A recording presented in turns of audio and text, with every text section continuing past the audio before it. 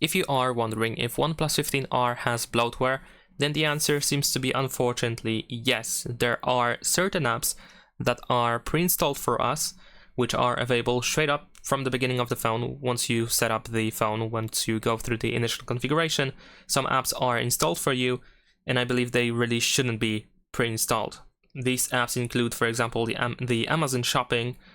There's also, let's say, the Instagram, although I of course understand that many people use these apps such as Instagram and TikTok and so on.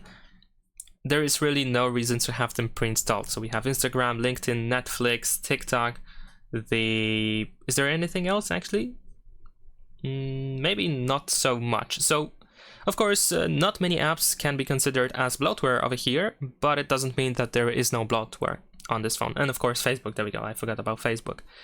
So while we do not have maybe a lot of bloatware on this phone pre-installed for us, there are still some apps that you probably want to uninstall right from the beginning of the phone once you go through the first setup. So that's pretty much it. Leave a like and subscribe.